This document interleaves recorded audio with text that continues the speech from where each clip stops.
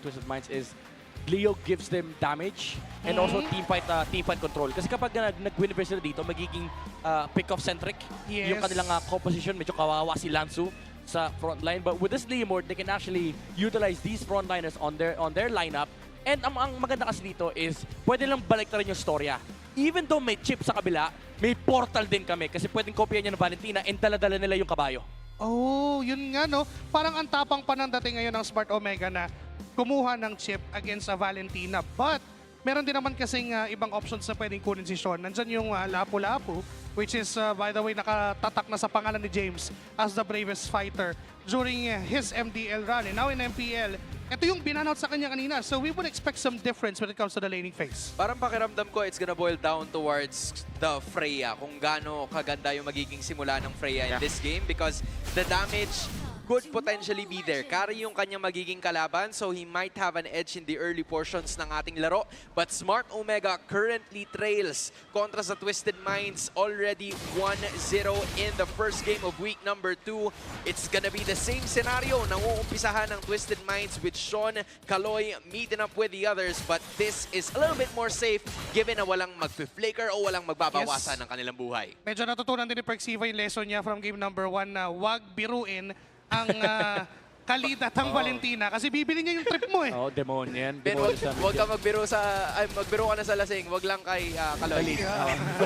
Wag lang sa Kalid Valentina. Wag lang sa Kalid Valentina. Pero alam mo maganda yung pinoint out ni Hans dito eh. Ang susi dito ng Smart Omega is yung Freya. Oh! Hindi lang nila basta na-learn yung lesson. Alam na rin nila yung gagawin with that immediate counter mula kay Ryzen, yung dalaw niya sa mid lane. Nakakuha sila ng first blood at hindi pa tapos yun. Even si Owl ay papasukin pa nila under the turret. No more HP. Nandiyan pa si Perxiva.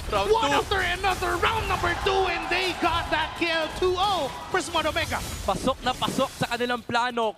Kumbaga nung game number 1, Twisted Minds ang may hawak sa river tulad ng nakalatag sa ating keys to victory. Now, Smart Omega following the same recipe. And ito yung kinagandahan sa kanilang lineup no, with the Suyo. If they manage to take down this Khalid or actually shut down this early tempo na pwede makuha na Twisted Minds, they have map control access. Ngayon, Twisted Minds naman, yung magkakaroon ng problema na saan nang gagaling yung damage. Kasi even though meron silang carry, even though meron silang Leomord, ang daming anggulo na pwedeng panggalingan ng Smart Omega. Right, you do have Perxiva na kung san-san sumusulpot.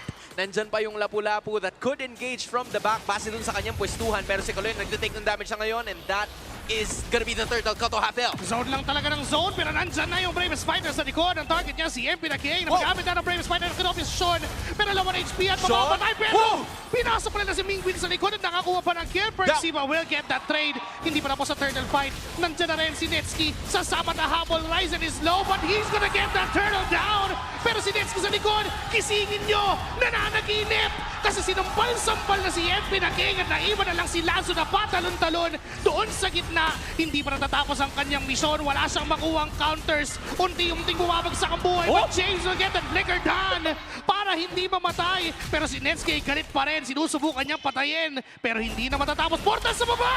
Oh my goodness. Akala ni Owl malaya siya. Pero sabi ni Perxiva, no sir, hindi. Ito yung sinasabi natin, ang daming anggulo na pwedeng panggalingan ng Smart Omega. Umuulan ng mga pantalon. Happy New Year mula kay Lansu. Pero si Netsky naman, yung sabi niya, sige pre, iwan nyo na ako, kaya ko ito Fowis. Ang dami niya kasing shields. Hindi rin sila magkapatayan nung Fowis. So sabi ng Smart Omega, okay, si Owl na lang yung pagtripan natin. Pare si Netsky, ano yung kanina, dakdakan kontra sa sampalan. Hindi mo alam kung anong damage yung gagawin mo. And in addition, nung napansin niya na wala na masyado nangyayari dun sa Turtle Pit, ay, boring na. Sige, lipat nga ako dun sa baba. Tapos may napatay sila kagad. That is, again, the benefit of having the chip in your team. Perxiva using that ultimate at the right time. And then Netsky having a good advantage here kontra kay Owl already with 1-0 and 3 in terms of ADA. Definitely different from the first game. Yeah. Compared nung game number 1, no, mas malinis dito yung game plan for Smart Omega. Kasi for Twisted Minds is actually the opposite. Hindi ganun kalinis yung kanilang magiging plano. If you look at how they want to take the team fight, who do you actually target? Hindi pwede mag-target lock lang yung Valentina, yung Khalid, even yung Carry kasi ang daming mobility sa side ng Smart Omega. And they also have to watch out for the chip. And also add to the fact, yung battle spell setup dito ng Smart Omega. Oh, Sean! Napakasakit ng damage na yon mula kay Ryzen. mamamatay si Sean sa kamay ng jungler ng Smart Omega. Hindi pa tapos ang laban, Prexiva. Maaaring magtawag ng kakampi, maaaring tawagin ng buong barangay, pero hindi nila tinuloy ang plano doon sa bottom lane. Nightmid, kunikwento mo kanina, 4 na gold grab yung kinuha ni Owl kay Nets. Pero ngayon, nagbabawi siya ng bangko lamang ng halos 1,000 lamang ang Smart Omega, even though it's a 7-2 kill score. So Twisted Minds trying to keep in pace doon sa ginagawang ekonomiya nitong Smart Omega. Now, pinapalibutan na nila itong Pagong. Kaloy, naghahanap lang ng tamang tiyempo, pero 3 na ang nakapalibot sa major objective, and this is gonna be Omega taking it again. Napakalayo pa ni MP the King. Mukhang ibibigay yung Pagong. Ginugulo-gulo lang nila Kaloy. Libreng objective para sa Smart Omega. Anong susunod na plano? Kasi mukhang nakatingin pa. Mukhang susunod pero aatras na ang Smart Omega with a 1.4k gold lead. Malinis ang ginagawang early game. Yeah, Twisted Minds again, finding it very hard to actually look for fights. Hoop! Oh, Perks! Biglang hinarang yung papaikot doon sa may bottom lane. Tinawag ang buong barangay. Mag-aalisa na rin. Pero sabi ni Lanzo, sama ako sa party. Nandyan pala kayo lahat. Nandiyan yung Dark Wave. Tapos patalon-talon. Mumamatay si Ryzen. Si Netsky na pa ultimate. Si Lanzo ay tuloy pa rin doon sa likod. Perxiva ay mamamatay din. What a good comeback from Twisted Minds. Parang nanalamin sa salamin itong Twisted as they got another teleportation device para sila mag-counter-attack. Actually, nakita lang ni Lanzo eh. Sabi niya, uy, may nag-spawn na portal. Sa tabi ko, hindi in-expect ng Twisted ng Smart Omega na papasok bigla yung Phobius. And the problem was, they've used all their mobility spell. So talagang libre yung pagtalon ng Phobius sa teamfight na yon. And they weren't just prepared for that return mula sa Twisted Minds. Kumbaga, binalik yung bola eh. Tol, parang napasama pa. Napasama talaga. Yung nangyari sa kanila kanina kasi yung ideya, dapat sila mismo yung magkakaroon ng free kill towards the bottom. Pero biglang dumayo ngayon itong kupunan ng Twisted Minds at medyo itinatabla na nila. Actually, naitabla na nila completely because the gold is now swinging their way. It gives more confidence para kay Kaloy na maglaboy na naman ulit dito sa jungle. 30 seconds bago magka-objective. So pwede namang gumawa at pumilit ng play ang dalawang kupunan. Kaso wala din pa rin. Alam ni Owl na hindi siya pwedeng basta-basta magpakita. So nung biglang nawala yung tao, ayun, okay na, safe to clear. Yeah. Ito yung mga moments na kahit pasabihin mo na pwede kang humarap ng force mula sa Twisted Minds, pwede silang humarap ng ganap. Ang problema kasi may chip. So ito yung sinasabi natin kanina na kailangan talaga nilang ingatan yung kanilang mga pwestuhan as long as hindi nila nakikita si Prexiva kasi universal yung lineup ng Smart Omega, hindi lang global. Kaya nila magpunta kung saan-saan. Oh, ang hari ng FOMO. Ang hari ng FOMO. Ang hari ng FOMO. Hindi pwede na di siya kasama, pare. Kailangan ma-invite mo siya. Pag hindi mo siya in-invite, i-invite niya yung sarili Siya niya. yung gagawa ng lahat. That's just how it is para sa kanya ngayon. Pero si MP the King nilabas na ang Oya back. And still, Kaloy humaharap. Mingwin, Perxiva also doing the same. Wala pa magdadamage dito sa Pagong pero hinahatak na yan ang Twisted Minds. Good resource burned by Smart Omega. Alam nilang wala ng ultimate si MP the King. Medyo delay lang yung Pagong. Nandiyan na rin si Netsky. Nananaginip na naman. Pinagsasampal si Kaloy. Pero yung objective ay hindi na i-contest pat libre na naman para sa barangay. That felt so weird though. Manaparami nilang skills to dish out the damage and yet walang nangyaring ganap. Wala kasi yung ultimate ng Limord pero Kaloy! Siya naman ngayon ang susubok na pumasok with a Raging Sandstorm. Hinatak ng onti itong si James pero sabi niya okay lang, sige gawin niyo lahat pero hindi kami papalag. Yeah, very good punish coming out from Smart Omega. Nakita nila na walang kabayo si MP the King and they just bursted the turtle. And ang nakakatakot kasi for Twisted Minds, as much as gusto nilang kumontest, pinuntahan sila ni Perksman. Gusto sumama sa Twisted Minds. Gusto mag-try out. Pang ibang team. Oo, gusto mag-try out. Sinuot yung jersey eh. Perks, ano na, tournament na. Hindi ka na pwede mag-try out pero goods pa rin eh. Kasi yan na naman Ayan, siya! Ayan na naman, pumasok na naman mismo sa loob ng Twisted Minds. Ginamit yung portal, tinawag yung ibang tropa. Pero dito ay pinipigilan nila si Ryzen. Pero sabi niya, aabot din ako sa portal. Aabot siya bago mawala. Umabot sa boarding. Isang last hit na lang eh. Mula kay MP the King, wala na yung portal eh. Tumagos pa si Ryzen. And ito yung mahirap no for Twisted Minds. Parang yung team fight mo, ang weird.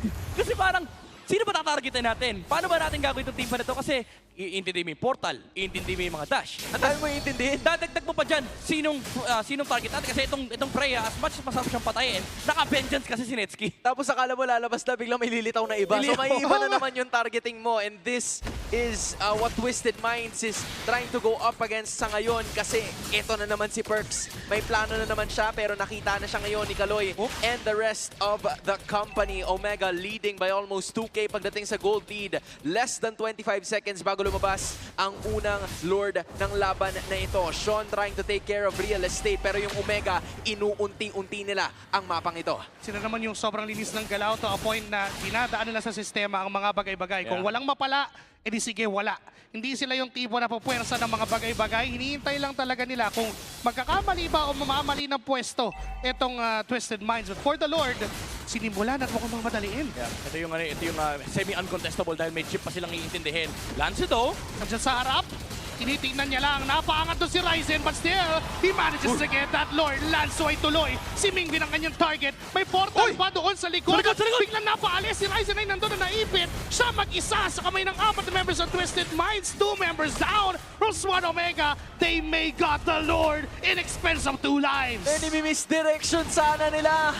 Kaso nakita sila sa kanilang huling hakbang and Twisted Minds gets 2 kills pero nakakuha ng Lord ay ang Smart Omega pa rin. Napasama pa nga ata yung portal. Napunta sila sa likuran. And Twisted Minds, now they have the tempo. The damage is now scaling for Owl mula doon sa carry. Kahit sino nang humarap dito mula sa Smart Omega ay kaya na nilang bigyan. Makunat na rin si Lansu. Especially with this chastised Poldron, pwede niya nang tangkihin yung damage output mula dito kay Netsky. Ryzen has to do so much but the problem is ang dami kasing control. Ang dami niya rin kailangan targetin. And if marami silang mobility, in fact, marami ring mobility ang Twisted Minds. Daming way para makaalis at makatakas dun sa portal. Pero Netsky, trabaho lang talaga, men eh. Yeah, I mean, great call mula kay Perks na sundan yung 5 members na nasa baba. It gave him enough information na wala nagbabantay doon. So at least, kahit papano nakakuha pa rin ng Omega ng isang tore during that time. They plan to make it 2 at mukhang magiging successful yon sa gagawin itong si Mingwin. So there is just the middle lane na meron pang 2 tore aside from the inhibitors available. And James, makikita sila ni Kaloy but not a lot of damage is gonna be poured out. Now the next step for Omega is to take as much jungle creeps as possible. Yeah, macro lang talaga ang harap dito ng Smart Omega, map control with the chip. And ito yung punto ng game na even though sasabihin natin na kaya naman ng Twisted Minds sumabay sa teamfight, ang problema kasi you have to play the map. Especially in this league na kung saan sobrang importante ng Lord lane control, nung wave management. Ang iniisip dito ng Twisted Minds is, how do we do that? Because they're in front of a chip problem. Ito yung lagi natin sinasabi, like 2 years ago, well, 1 year ago lang naman, yung macro advantage na meron yung chip. And it brings back memories. Kasi for Twisted Minds, ang hirap humarap ng Lord setup when there's a chip in the game. Parang pag nakita mo yung chip, kailangan ready kang bumakbak eh. Yun yung sitwasyon. Kala naman siya. Napakonceal lang. Ito si Perksiva para tulungan si Netsky Ay, na abangan na nila.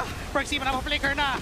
May portal bang gagamitin? Hindi na naikasa. Dahil na burst down na ng mabilis ng Twisted Minds, maybe that's the best choice. Unahin natin, bigyan natin bago makapag-portal. Eh, para di tayo problema, tanggalin natin yung source. Ang ganda ng sagot, find X.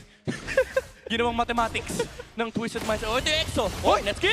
Kaso siya naman yung nahanap ngayon. Ay, delikado. Dahil sa vengeance ay nailang pumalo. Ngayon si Netsky mag-isa, may 4 na humahabol sa kanya. Tuloy-tuloy lang sa pagtalon and sa killing spree for MP. The King. Nandiyan yung counter-engage. Sinubukan ni James na iligtas yung kampe pero di niya kayang mailigtas pa. Ngayon aatras sila and Twisted Minds somehow finds 2 bago magkaroon ng objective. That was a gold laner for a gold laner. Yeah. Both damage dealers are down and it's just a single 1,000 gold ang hinahabol ng Twisted against Omega. Ito yung magandang part sa laro ng Filipino MLBB. Sobrang importante nung opposite Lord lane control. Kaya makikita nyo talaga, usually may 10 tao dyan sa may bottom lane. Kumbaga kung nasaan yung Lord, doon sa kabila may 10 tao magsusuntukan. Buhay na si Owl. Netsky is also gonna do the same. Inihintay natin yung teleportation device galing kay Perksiva. Pero si Lanzo ay nag-aabang. Kalahati ang buhay ng Lord. MP bumabakbak na naman. Soft reset para sa Twisted Minds. Muling hahawakan yung possession dun sa Lord. 16k HP. Nakita si Lanzo at si James. Pero iba pinasok ni MP the King. Si Ryzen ang gusto. Patayin muna yung jungler ng kalaban. Hindi nga nila na-manage gawin yun. Pero napaatras naman. Kalay sumasunod ng mga bala mula kay Mingwin. But still the Lord is up for grabs. But Netsky gumagawa ng ibang plano sa bottom lane. And napapareact niya yung iba sa mga members ng Twisted Minds. Kaya babalik si Owl doon sa bottom lane at magiging 4v5 yung sitwasyon. Umaabante papunta sa gitna itong si Netsky. Ninetsky at ito na yata yung window para sa Omega o Let's baka sa Twisted Minds. Ito ba yung ghost signal para i-burst kasi nakita na si Aul doon. Nagkaroon na ng laban. Oh! But alone and Ryzen will get that.